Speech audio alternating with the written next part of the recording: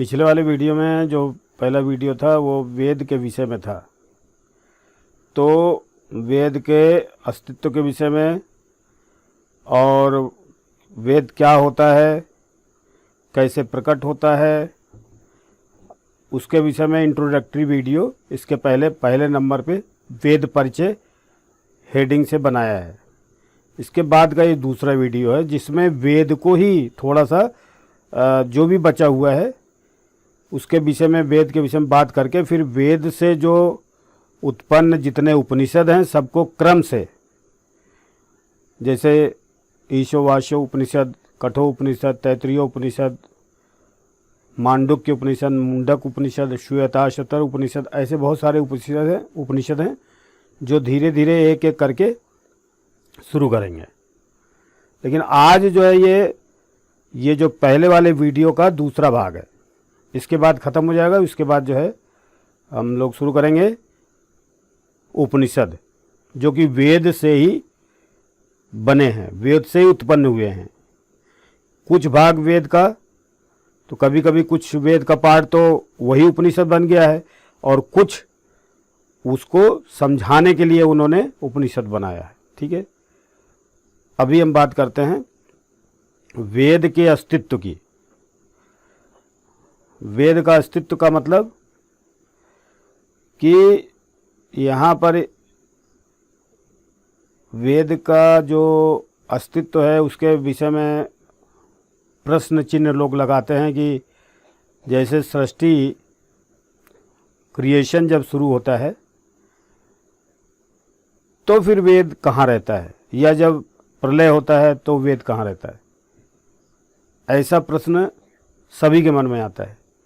अच्छा, वेद के विषय में थोड़ा सा और भी हम थोड़ा डिटेल में समझें तो वेद ये एक प्रकार का ज्ञान है जो ईश्वरी ज्ञान है, यानी ये वेद सच्चिदानंद रूप हैं। वो वेद ज्ञान स्वरूप है, प्रकाश स्वरूप है, सच्चिदानंद स्वरूप है, जो अविनाशी है, अप्रमेय है और इंद्रियों के विषय से परे है। तो उसको हम इंद्रियों के क्षेत्र में नहीं ला सकते। उसके लिए हमें भी ये चीज़ समझनी होगी कि वेद जो प्रकट हुआ है या अप्रकट हुआ है तो उसका जो तरीका है वो थोड़ा अलग है। थोड़ा अलग का मतलब क्या, कि वेद जब सृष्टि होती है, क्रिएशन होता है, तो वेद प्रकट होते हैं, यानी ज्ञान प्रकट होता है। क्योंकि ज्ञान की जरूरत कब होती है, जब क्रिएशन हो, जब एनिमल्स हों, ट्रीज हों, या पूरा क्रिएशन का मतलब मनुष्य है, जीव जंतु हैं, ये जब होंगे तभी उनके बीच में उनको मर्यादित करने के लिए उनकी लिमिट बनाने के लिए कि किसको क्या करना है। क्योंकि इतनी बड़ी जब सृष्टि होती है तो जीव अमर्यादित जब होता है तो वो जंगल राज हो जाता है।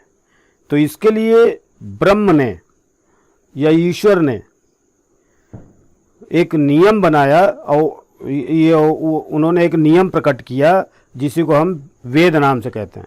वेद का मतलब ज्ञान है, ये कोई नाम नहीं है। अच्छा, अब वेद अपौरुषेय हैं, पहले वाले वीडियो में बताया था। एक लाइन आप समझे, अपौरुषेय मतलब इसको किसी व्यक्ति ने, किसी ऋषि ने या ब्रह्मा ने या विष्णु ने, किसी ने भी नहीं लिखा है। वेद को किसी ने भी लिखा नहीं है, लेकिन ये जब क्रिएशन होती है, सृष्टि होती है, तो उस समय वेद प्रकट होता है। क्योंकि ये ब्रह्म शक्ति है या ईश्वरी शक्ति है, वो उसी का अंश है, या उसी का हम अलग निकाल लेते हैं वो ज्ञान जिसका उपयोग हम करते हैं मानव समाज में, जगत में, संसार में, तो उसको हम ब्रह्म ज्ञान ही बोलेंगे। यानी ब्रह्म से जो पैदा हुआ वो ब्रह्म ज्ञान है। तो वो ज्ञान का उपयोग जो है, जो ज्ञान ब्रह्म से निकला है उसी को हमने वेद यानी ब्रह्म ज्ञान कह दिया। और वेद जब क्रिएशन होता है, जब सृष्टि होती है तो वेद प्रकट होता है यहाँ, और जब प्रलय होती है तो वेद अप्रकट होता है, यानी कि अप्रकट होता मतलब खत्म नहीं होता है, क्योंकि वो अविनाशी ब्रह्म से निकला हुआ जो वेद है वो अविनाशी ही है, उसको कभी खत्म नहीं होता, प्रकट या अप्रकट होता है। अब एक क्वेश्चन ये उठता है कि बहुत सारे लोग ये प्रश्न करते हैं कि भाई वेद जो है किताब के रूप में लिखा गया है, शाही से लिखा गया है, छंद ऋषि सबके नाम लिखे रहते हैं और इसमें कागज़ का उपयोग होता है और अक्षर का उपयोग होता है, छंद का उपयोग होता है, तो और लेखनी का उपयोग होता है, इंक का उपयोग होता है।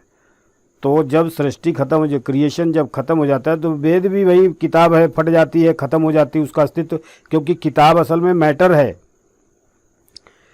तो यहां पर एक चीज समझने की है कि वेद किताब नहीं है, वेद किताब नहीं है, बल्कि किताब एक माध्यम है वेद को प्रकट करने का, यानी ज्ञान को एक्सप्रेस करने के लिए वेद एक बुक यानी कॉपी, पेन या पेज, इंक, पेन, ये एक साधन है। The knowledge is expressed through these medium, pen, page, ink, everything you can समझ सकते हैं। तो वेद प्रकट करने के लिए, यानी वेद को प्रकट होने के लिए माध्यम बनता है। वेद कभी थोड़ी लिखे जाते हैं या कुछ भी, वो तो प्रकट हो जाते हैं, तो उनको प्रकट करने के लिए माध्यम बन जाता है। जब सृष्टि होती है तो ये माध्यम खत्म हो जाता है, जब ये सृष्टि होती है तो ये माध्यम मिलता है और वेद इस माध्यम से प्रकट होता है, और जब सृष्टि प्रलय होती है तो ये माध्यम खत्म हो जाता है, लेकिन वेद ज्ञान स्वरूप सच्चिदानंद के अंदर यानी ब्रह्म के अंदर सुरक्षित रहता है हमेशा, हर कल्प में, हर मनवंतर में, हर समय में, अनादि समय से अभी तक, यानी जो भी अभी सृष्टि हो रही है, प्रलय हो रहा है, इसमें सब में वेद एक ही रूप में रहता है, वो कभी नष्ट नहीं होता। और वेद और जो हमारी पृथ्वी है, ये दोनों एक ही साथ उत्पन्न हुए हैं।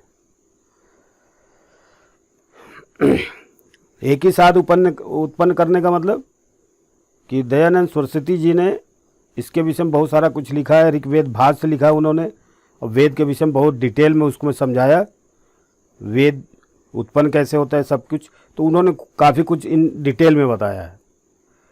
तो उसका सारांश रूप ये है कि वैदिक ज्ञान जो है, यानी वेद जो है, यानी ज्ञान जो है, ब्रह्म ज्ञान जो है, वो सृष्टि के साथ आता है और प्रलय के साथ, मतलब सृष्टि के साथ प्रकट होता है और प्रलय के साथ अप्रकट होता है और हमेशा रहता है। अब इसमें हम देखते हैं कि वेद प्रकट होता है तो ये जो शब्द होते हैं, है ना, ये अक्षर हैं, शब्द हैं, वाक्य हैं, ये सेंटेंस तो खत्म हो जाने चाहिए। तो ऐसा नहीं है, इसके विषय में भी थोड़ा सा देखिए, लैंग्वेज जो है थोड़ा सिंपल होनी चाहिए, क्योंकि उसी किताब के हिसाब से कठिन लैंग्वेज या फिगरेटिव लैंग्वेज मतलब उपमा अलंकार, रूपक अलंकार के रूप में अगर कोई चीज़ हम बोलते हैं तो समझ में नहीं आता। तो केवल इतना ही हम समझते हैं कि वेद जो है वो किताब जो अक्षर है, शब्द है, तो ये पूरा आकाश जो है शब्दों से भरा पड़ा है। और जब हम कोई शब्द बोलते हैं, मतलब जब हम वाणी की ऊर्जा जब लगाते हैं, तो वाणी से वो शब्द प्रकट हो जाते हैं।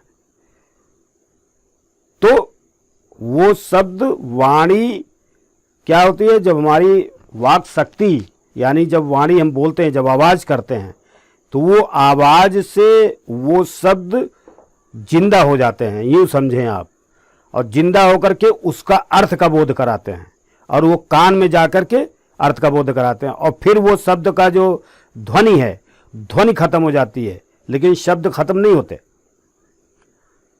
शब्द कभी खत्म नहीं होते, बस केवल उनको रिपीट करने वाली जो एनर्जी है, जो वाक शक्ति है, जो ऊर्जा है, वो ऊर्जा शुरू होती है।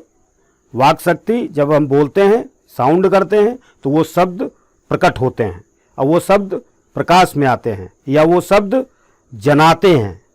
और जब वो शब्द, जब वाणी की एनर्जी कम हो जाती है, तो वो शब्द कानों के पास जाकर के उसका अर्थ बता करके वो खत्म, उनका अस्तित्व खत्म हो जाता है। यानी वो ऊर्जा खत्म होती है, शब्द कभी खत्म नहीं होते। और जब भी कभी सृष्टि होती है, क्रिएशन होता है, तो वो क्रिएशन में ब्रह्म इन्हीं शब्दों का माध्यम लेकर के ब्रह्म ज्ञान को प्रकट करता है। और जो आकाश है, आकाश जो है वो शब्द का आश्रय लेते हैं, मतलब आकाश जो है शब्दों का आश्रय है।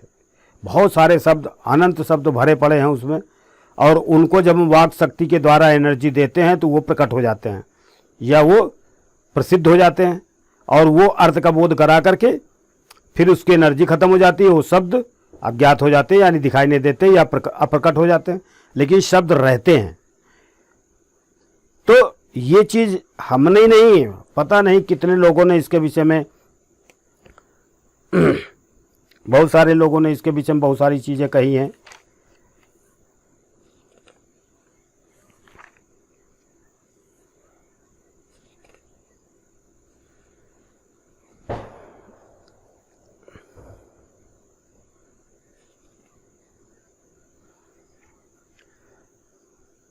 अब सबसे पहले थोड़ा सा देखते हैं कि वेद जो है सर्वप्रथम, कहते हैं कि ब्रह्मा जी ने वेद बनाए, या ब्रह्मा जी ने वेद, या वेद जो है ब्रह्मा जी से प्रकट हुआ, या ब्रह्मा जी के मुख से वेद निकले।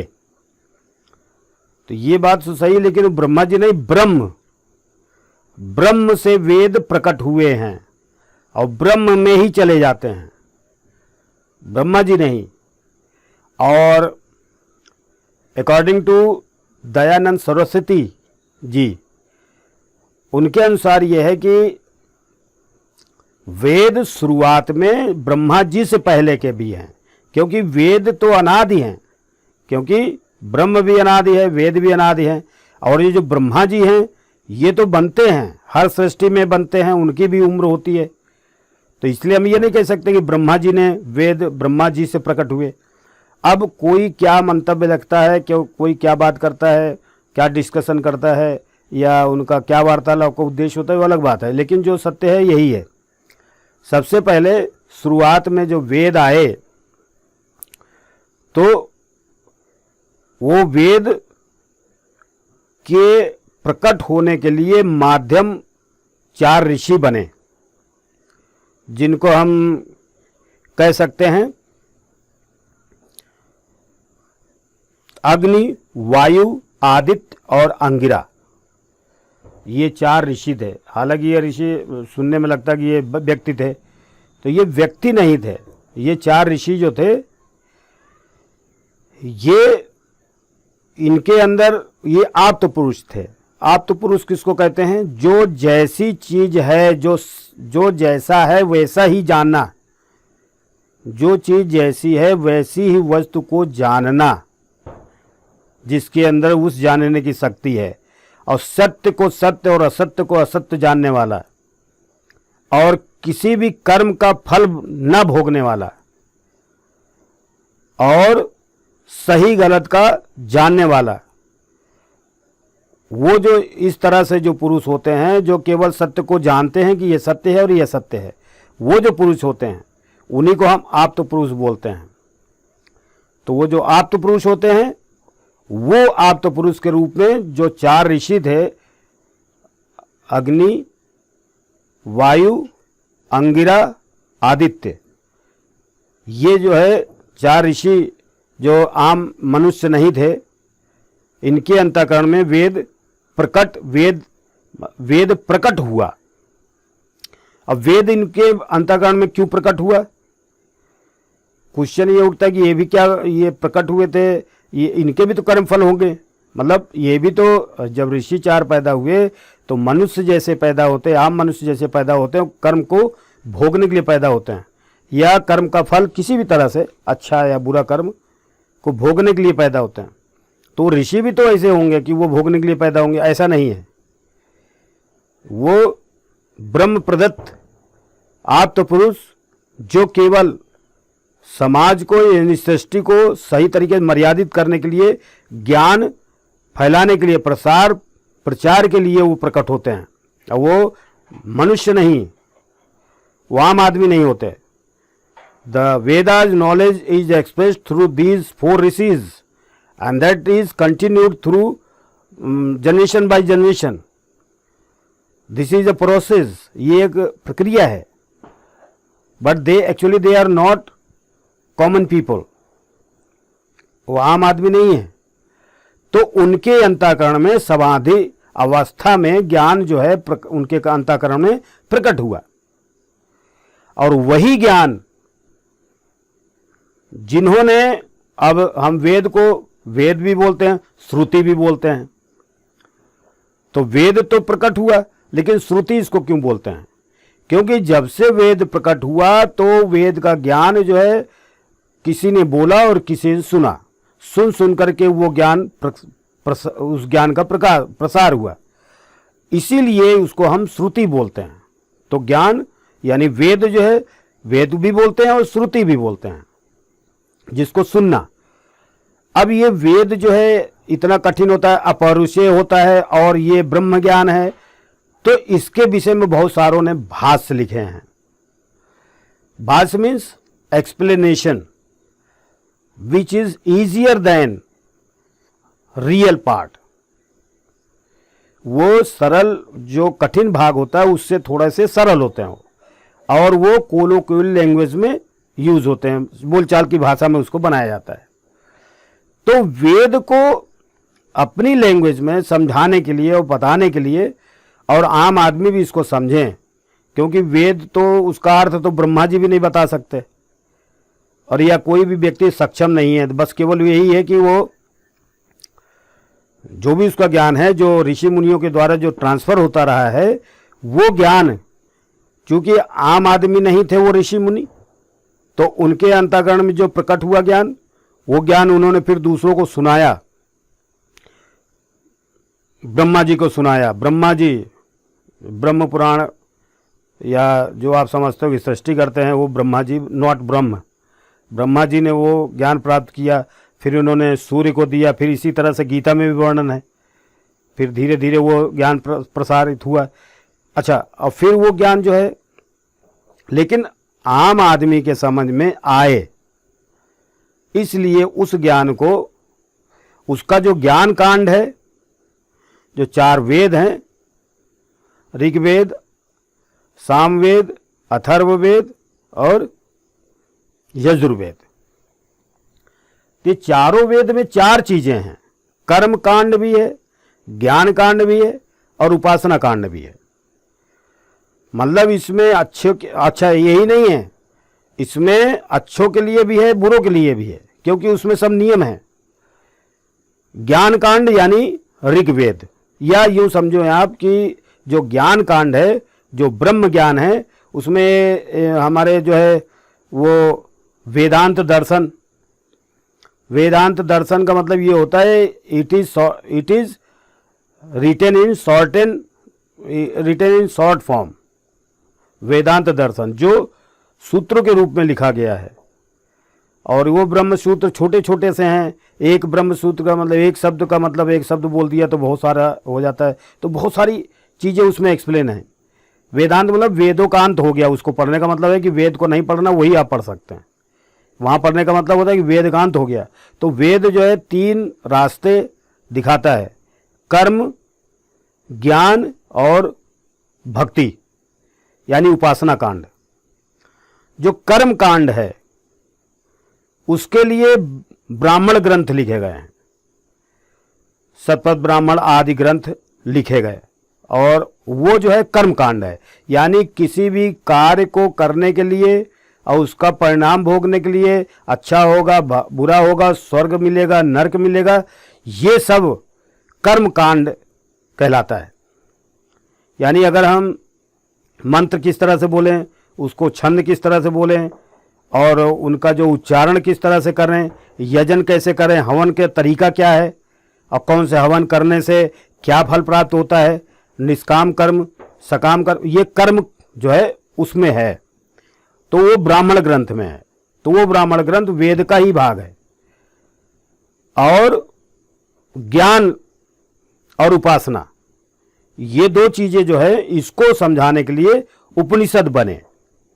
उपनिषद का मतलब होता है कि किसी भी व्यक्ति जिसको ज्ञान होता है उपनिषद का, यानी वेद का जिसको ज्ञान होता है, उसके बगल में बैठ करके, बिल्कुल पास में जाकर के बैठ करके उस ज्ञान को प्राप्त करना, इसका मतलब होता है उपनिषद।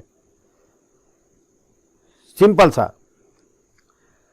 यानी किसी भी ज्ञानी के पास जाकर के वो ज्ञान प्राप्त करना उपनिषद कहलाता है। और इसका बहुत गहरा अर्थ भी है, लेकिन जो अर्थ है सिंपल वो मैं बता रहा हूं। अच्छा, ये उपनिषद को पढ़ने का मतलब, अब ये जो वेद है, वेद उपनिषद के रूप में प्रकट हो, समझो वेद उपनिषद में ही बदल गया पूरा वेद। वैसे तो बहुत सारे कहते हैं 1180 उपनिषद है, फिर उसमें से मेन 108 हैं, फिर उसमें से मेन 11 हैं। तो अगर हम वो 9, 10, 11 जो उपनिषद अगर उसको हम पढ़ लेते हैं, या उसको हम किसी तरह से समझ लेते हैं, पढ़ते हैं, और इसमें तपस्या भी करनी पड़ेगी, ऐसा नहीं है, इतना सिंपल नहीं है। क्योंकि ये कहा जाता है या ये समझा जाता है कि शब्द भी जिंदा व्यक्ति की तरह होते हैं। ज्ञान जो होता है वो जिंदा व्यक्ति की तरह ही है। जो व्यक्ति ज्ञान के पीछे पड़ता है तो धीरे धीरे ब्रह्म या ईश्वर उसको देखता है।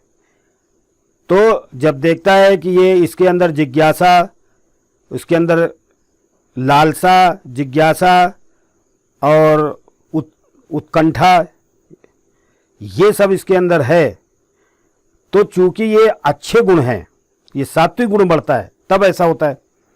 तो ब्रह्म भी फिर नकारता नहीं है, वो किसी न किसी रूप में उसको ब्रह्म ज्ञान, चाहे उपनिषद के रूप में हो, वेद को छोड़ करके उपनिषद के रूप में, वेदांत दर्शन के रूप में, या उपवेद के रूप में, उस ज्ञान को वो शब्द अपने आप ही प्रकट करने लगते हैं।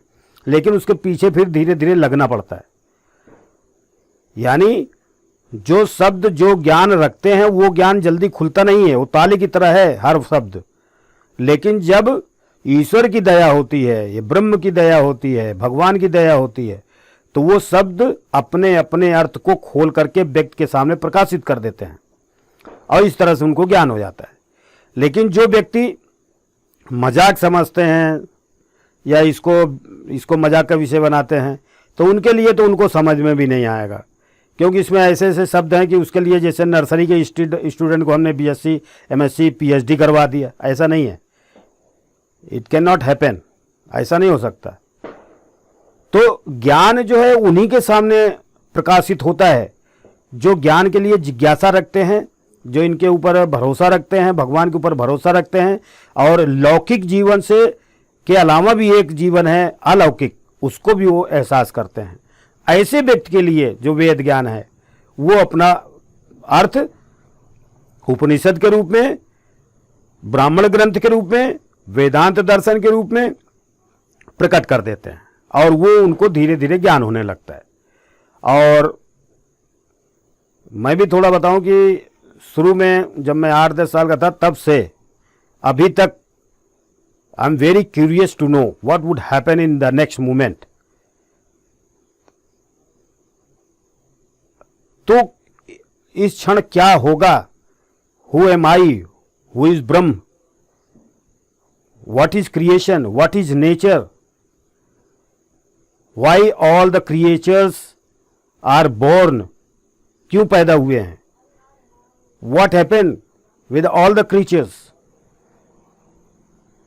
और ये चीज अगर हम सीरियसली समझे तो सबके दिमाग में एक चीज आती है कि हम पैदा क्यों होते हैं, फिर मरेंगे, पैदा होंगे, फिर मरेंगे, पैदा होंगे, फिर मरेंगे, फिर हम हमेशा कष्ट सहेंगे, दुख सहेंगे, गर्भाशय में आएंगे, उसकी पीड़ा सहेंगे, उसकी तकलीफें सहेंगे, पैदा होंगे, जीवन के कष्ट होंगे, ये सब चीज़ें हर इंसान के जीवन में, ये अगर आदमी समझता है और अगर उसके अंदर ये भाव रखता है कि ये चीज़ क्या है तो गलत है, उसके अंदर अगर ये भावना पैदा होती तभी वो सही रास्ते पर चल सकता है, और नहीं तो इतना सरल नहीं। और एक चीज़, ये सब भी उसके कर्म का फल होता है। अनंत जन्मों के कर्मों का फल हमारे पीछे लगा रहता है, और जिस समय कोई कर्म फल के रूप में जिज्ञासा प्रकट कर देते हैं मस्तिष्क में, तो वो जिज्ञासा उसको सही रास्ते पर ले जाती है और मोक्ष का साधन बन जाती है। तो इस तरह से जिज्ञासा होना, उत्कंठा होना या इंटरेस्ट होना, दिलचस्पी होना, किसी चीज़ को सीखना और किसी चीज़ में सीखने में जो मेहनत करना, और रात में 4 बजे उठना, 2 बजे उठना, ये सब असल में तप ही है। इसी को हम तप कहते हैं। यानी किसी भी कार्य को, किसी उद्देश्य को प्राप्ति के लिए उसके रास्ते पर जितने भी कष्ट होते हैं उस रास्ते पर चलने के लिए, उन कष्टों को ही हम तप बोलते हैं। अब ये तप क्या है? यानी अब इस रास्ते पर हर आदमी तो नहीं चल सकता। बहुत बड़े ज्ञानी हैं, बहुत सारे हैं, थोड़े लोग पहले शुरू में ज्ञानी होते, बाद में जाके सड़ जाते हैं। कुछ लोग ज्ञानी पैदा ही होते हैं, पैदा होते हैं, शांत रहते हैं, जीवन गुजारते हैं, कर्म करते हैं और फिर चले जाते हैं। कुछ लोग ऐसे होते हैं जो पहले तो अच्छे रहते हैं, बाद में बुरे हो जाते हैं। तो ये कर्म का फल है, वो साथ में बहुत इंपॉर्टेंट है। ये आप ध्यान से सुने, अगर आप लोग जो भी इस वीडियो को देख रहे हैं, कि कभी कभी ऐसा लगता है कि जितने भी कर्म है सब भगवान ही कर रहा है। ऐसा नहीं है। तुम्हारे कर्म तो फल तुम्हें ही भोगने पड़ेंगे, और कर्म का फल ईश्वर देगा, बस उसका यही काम होता है। अच्छा है तो अच्छा होगा, बुरा है तो बुरा देगा, लेकिन कर्म का फल वो खुद भोगेगा नहीं, तुम्हें भोगना पड़ेगा, ये पक्का है। लेकिन फिर तुम क्या, तुम्हारा क्या अस्तित्व, व्हाट इज योर एग्जिस्टेंस, तुम्हारा क्या अस्तित्व है? तुम्हारा अस्तित्व ही क्या रह गया? तुम्हारा अस्तित्व है, क्योंकि मस्तिष्क जो होता है, जो ब्रेन है, ये मैटर है, ये मटेरियल है। जो मन, बुद्धि, चित्त, अहंकार, ये मटेरियल है। कर्मेंद्रियां, ज्ञानेंद्रियां, 5 महाभूत, पांच तन्मात्राएं, मन, बुद्धि, चित्त, अहंकार, ये बॉडी जितनी भी है ये सब मटेरियल है। और ये माइंड जो है, जिसको हम अंतःकरण भी बोलते हैं, मन भी बोलते हैं, चित्त भी बोलते हैं, बुद्धि भी बोलते हैं, अहंकार भी बोलते हैं। तो ये एक ही मन 4 कार्य करता है। तो ये जो मन है ये तुम्हारा तो नहीं है, ये भी ईश्वर ने दिया है। और इसके अंदर जो ज्ञान है वो तुम्हारे कर्म का फल के रूप में इसके अंदर ज्ञान है, और वो चलता रहता है। लेकिन उसके अंदर एक शक्ति और भी है। हमारा क्या है उसमें, कि हम चाहें तो उस रास्ते को बदल सकते हैं। इतना हमें समझ में आ जाता है, अच्छा ये गलत है, ये सही है। इसको समझने के लिए विवेक होता है, यानी बुद्धि के अंदर ये विवेक पैदा हो जाता है। जब हम अच्छे कर्म करते हैं, कि सही रास्ते पर चलते हैं, तो कर्म जैसे जैसे चलता जाता है वैसे वैसे हम धीरे धीरे, अगर हमारे बुद्धि में आता है कि ये गलत है, ये सही है, तो हम ये चीज़ जो है, निर्णय, ये हम खुद कर सकते हैं। बाकी कर्म का फल अंतःकरण में मन बुद्धि के अनुसार बाहर निकलता रहता है। कर्मेंद्रियों, ज्ञानेंद्रियों के द्वारा वो क्रियात्मक क्रिया में आता रहता है। कभी बुरे कर्म आते हैं, कभी अच्छे कर्म आते हैं, लेकिन ये कर्म बाहर आकर के ये कर्म चलते रहते हैं। लेकिन ये कर्म बुरे होंगे तो आपको फल बहुत बुरा मिलेगा, लेकिन फिर भी मस्तिष्क जो है ये मैटेरियलिस्टिक होते हुए भी ईश्वर का दिया हुआ उपहार है। यही मस्तिष्क तुम्हें अच्छा और बुरा बना सकता है, यानी बुद्धि, विवेक, ये चीजें ईश्वर इसके अंदर भाव नहीं पैदा कर रहा, ये आप खुद पैदा कर सकते हो। कर्म का फल वो अंतःकरण से निकलता है, लेकिन कर्म का फल तुम्हें भोगना है कि नहीं। अब एक उदाहरण देते हैं कि हमारा शत्रु हमारे सामने से गुजरता है, और हमें, हमारे सामने बंदूक भी है, बंदूक भरी हुई है, और शत्रु गुजरता है। तो मन कहता है बुरे कर्म हैं ये, तो हमारे बुरे कर्म की वजह से हमारा मन कहता है इसको गोली मार दें। लेकिन हमारे अंदर एक बुद्धि भी आती है कि ये गलत है, ये सामाजिक और कानूनन ये गलत है, और ये हत्या है। ये हमारा विवेक खुद कहता है। अगर इस पे हम रुक जाते हैं तो ये हम हैं, हमारा अस्तित्व इसकी वजह से है। और जो अंदर प्रकट हुआ भाव किसको, ये हमारा शत्रु इसको गोली मार दे, ये तुम्हारे कर्मों का फल है। There is much difference about two situations what's carry on through our ego. हमारे अंतःकरण में जो दो भाव चल रहे हैं, एक भाव तो ये है कि उसको मारना है, दूसरा भाव ये है कि ये गलत काम है। तो जो मारना है वो भाव तुम्हारे अनंत जन्मों के कर्मों के बुरे कर्म का फल है, जो अंतःकरण में इंद्रियों के रूप में, मन के रूप में बाहर आ रहा है। लेकिन जो आप ये सोचते हो ये गलत है और ये ऐसा नहीं होना चाहिए, तो ये तुम्हारे वातावरण का और तुम्हारी बुद्धि की शक्ति है, और ये तुम्हारी खुद की है। ये इसमें ईश्वर कुछ नहीं करता। तो यही हमारा अस्तित्व है। दुनिया में अच्छा हो बुरा हो, गलत हो सही हो, ये अंतःकरण में हमारे बुरे अच्छे कर्म हमेशा चलते रहते हैं, क्योंकि अनंत जन्म के कर्मों का फल हमारे मस्तिष्क में स्मॉल चिप के रूप में रहता है, और वो धीरे धीरे खर्च होता रहता है। अब यही चिप जब खर्च होता रहता है, तो इसमें जब अच्छा चलता है तो हम अच्छे कर्म करने लगें, और बुरा चले तो बुरे करें, तब तो इसका मतलब हमारी बुद्धि भ्रष्ट है। क्योंकि हमारा अच्छा कर्म चल रहा है तो हम अच्छे चल रहे हैं, बुरे कर्म चल रहा है तो बुरे के चल रहे हैं। तो फिर तुम्हारी बुद्धि का क्या मतलब है? तुम्हारी बुद्धि में विवेक नहीं है, यानी एनालिसिस पावर नहीं है, शक्ति नहीं है। यही चीज जो है हमारे अंदर हमारा अस्तित्व ये रखती है कि अच्छे कर्म हो तो उसको खर्च होने दो, बुरे कर्म है उसको रोक लो अपनी बुद्धि के द्वारा, अपने विवेक के द्वारा कि ये गलत है। यही शक्ति तुम्हारी होती है, और यही एक शक्ति है जो मोक्ष का साधन बन सकती है। ये तो this is the only introductory video, 1, 1st and 2nd। लेकिन इसके बाद जो उपनिषद शुरू होगा, क्योंकि ये केवल इंट्रोडक्शन इसलिए दिया क्योंकि भाई उपनिषद होता क्या है, कहाँ से पैदा हुआ, क्या है, ये सब चीज़ें हर आदमी के दिमाग सोचता कि रे फालतू में बकवास कर रहे हैं। पता नहीं कितने लोग हैं वीडियो चला रहे हैं, पता नहीं कितने लोग हैं जो टीवी पे आते हैं और बहुत सारे भाषण देते हैं, लेक्चर लंबे लंबे देते हैं। लेकिन वास्तव में गहराई में अगर आप जाएंगे, अगर आप सही अर्थ में गहराई में अगर जाते हैं, तो गीता में कहे हुए कृष्ण जी के वचनों के अनुसार उन व्यक्तियों की तरह होंगे जो करोड़ों अरबों शुरू करते हैं ज्ञान के रास्ते पर, अच्छे रास्ते पर चलना, अंत में 2, 4, 100, 150 ही बच पाते हैं। उनमें एक आदमी आपका भी हो जाता है। तो इसलिए अच्छे कर्म करने के लिए जो भाव है वो हमारे अंदर खुद को लाना पड़ता है। यही हमारा अस्तित्व है। और बुरे कर्म हमारे आते रहेंगे अंतःकरण में, क्योंकि बुरे कर्म का फल हमारा पिछले जन्म के कर्म का फल होता है। जो परिपक्व हो जाते हैं, जो मैच्योर्ड हो जाते हैं, वो कर्म हमारे अंतःकरण में सीधे लग जाते हैं और फिर वो फल देते हैं। अच्छे जब कर्म लग जाते हैं तो अच्छे फल देने लगते हैं। मंदिर आया तो मन भाव उठता भगवान का नाम ले लें, बुजुर्ग आए तो लगता है चरण छू लें, तो ये तो अच्छे कर्म का फल है। और दान दे दें, किसी गरीब का भला कर दें। और जब बुरे कर्म शुरू होते हैं तो किसी का हम ले लेते हैं। मंदिर आता तो हम कहते हैं अरे भगवान इसमें थोड़ी रहता है, ऐसे तो पत्थर है। इसी तरह से बहुत सारे भाव आने लगते हैं। और भी कोई भी अच्छा कार्य आपको उस समय अच्छा नहीं लगता। अगर ये ऐसा होने लगा तो फिर आपकी बुद्धि में शुद्धता नहीं है, यानी सात्विक गुण आपके बुद्धि में अभी प्रखर नहीं है। तो इसलिए हमारा जो अस्तित्व होता है वो केवल इतना होता है कि अगर हम अपने बुरे कर्मों को अपने भाव के अनुसार रोक लें और अच्छे कर्मों को जब शुरू हो, इन दोनों में अंतर पहचान करके अपने आप को स्थिर करके जीवन गुजारें, तो हमें लगता है कि ये जीवन मोक्ष का साधन बन सकता है। मोक्ष यानी salvation after death. We are not be subjected to get birth, यानी हमें पैदा होना नहीं पड़ेगा, बार बार नहीं पैदा होना पड़ेगा। और पैदा ना होना ही अमर होना होता है। कहते नहीं अमर कैसे हो जाएंगे, अमर कैसे हो जाएंगे, अमर ऐसे हो जाएंगे कि हम पैदा ही नहीं होंगे।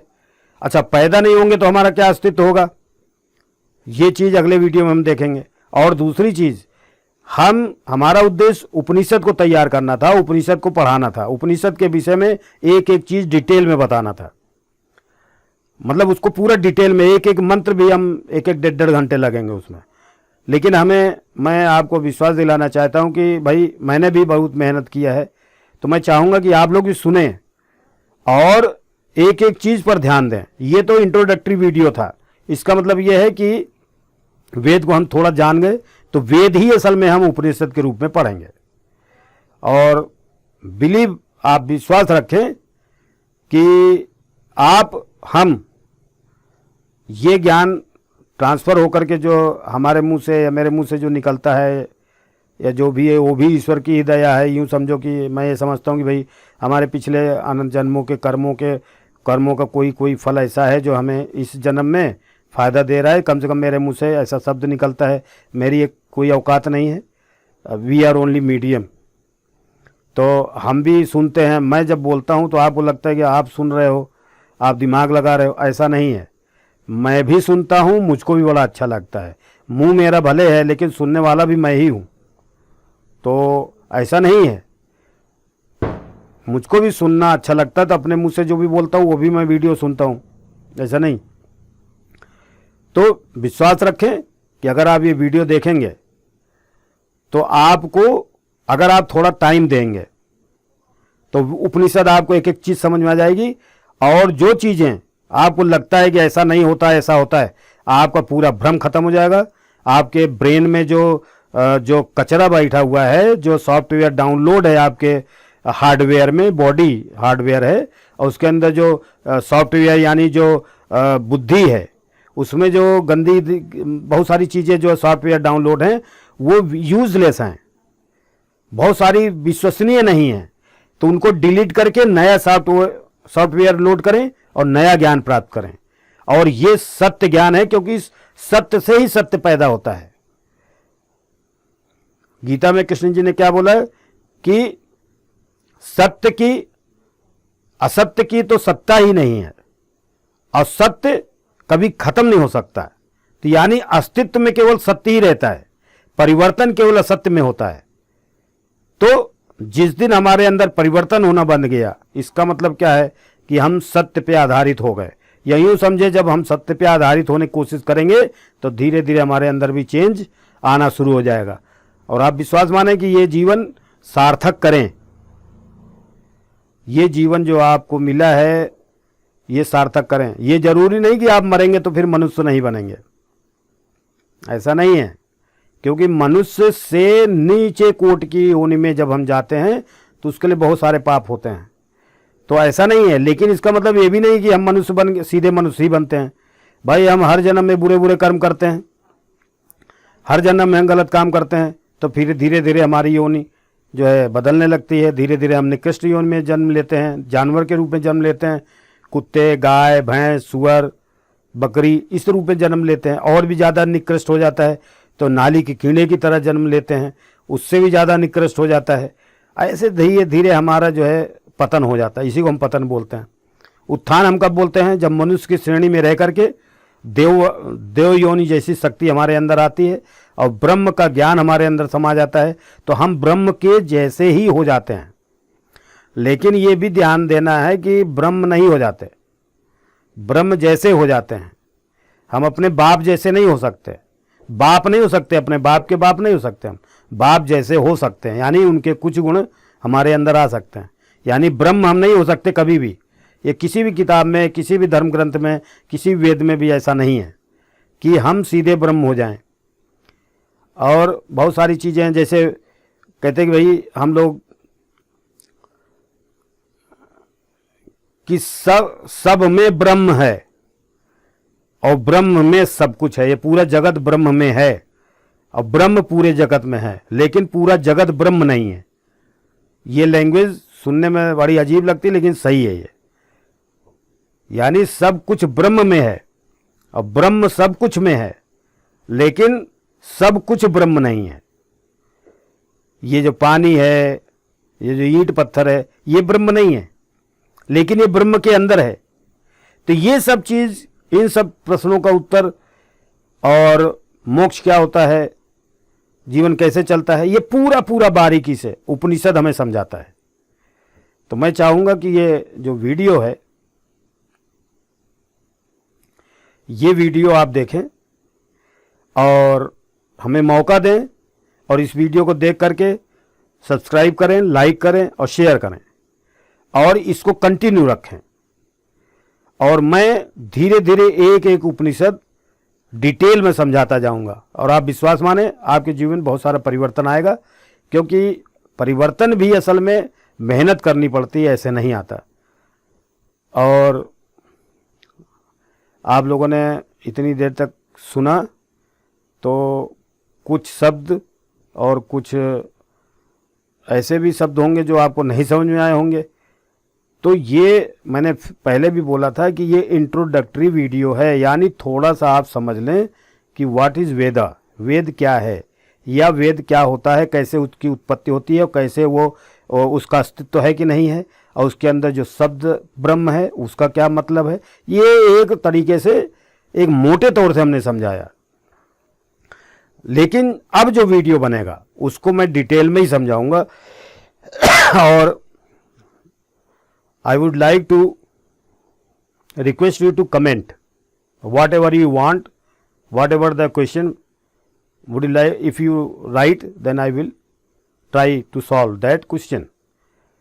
And और एक चीज़, मैं हमेशा कोशिश करता रहा हूँ जीवन भर कि मैं जो है इस रास्ते पर सही तरीके से चलूँ। हमने किसी को जीवन में झेला नहीं है, गलत काम हमें अच्छा नहीं लगता और गलत आदमी भी अच्छे नहीं लगते। धन दौलत ये सब चीज़ें फालतू की बात है। हमारे जीवन का स्तर जो है धन दौलत से और जीवन के तरीके से हल्का होता है। हम अरबपति से भी बड़े होते हैं, करोड़पति सबसे बड़े होते हैं, ऐसा नहीं है, लेकिन हमारे अंदर जो जीवन का जो तरीका है जीने का वो थोड़ा अलग अलग होता है लोगों का। कुछ कीड़े मकोड़े की तरह जीते हैं, रेंगने वाले चूहों की तरह जीते हैं, रेंगने वाले केचुओं की तरह जीते हैं। उनके रीढ़ की हड्डी नहीं होती, क्योंकि उनको किसी न किसी सहारे की ज़रूरत पड़ती है। वो सहारा आध्यात्मिक नहीं लेकर के वो आध्यात्मिक या धार्मिक या वेद पुराण न लेकर के वो भौतिक वाली चीज़ें लेते हैं, वो मैटेरियलिस्टिक चीज़ें लेते हैं, वो उनको साथी बनाते हैं जिनका विनाश हो जाता है। हम उनको साथी बनाएं जो अविनाशी होता है। ब्रह्म का ज्ञान आता है तो ब्रह्म जैसा ही अपना गुण हो जाता है, और जब ब्रह्म का ज्ञान आता है, ब्रह्म के गुण जैसा हो जाता है, तो हम ब्रह्म जैसे ही हो जाते हैं और मृत्यु के हम बिल्कुल पार चले जाते हैं। क्योंकि मृत्यु क्या है, जब आप इस चीज़ को समझ जाएंगे तो आप विश्वास माने आपको मृत्यु और जीवन में ज़्यादा कोई डिफरेंस नहीं लगेगा। तो मैं चाहूँगा कि ये वीडियो बहुत टाइम हो गया, इंट्रोडक्टिव वीडियो था। Thank you, and please subscribe, like and share. Thank you very much.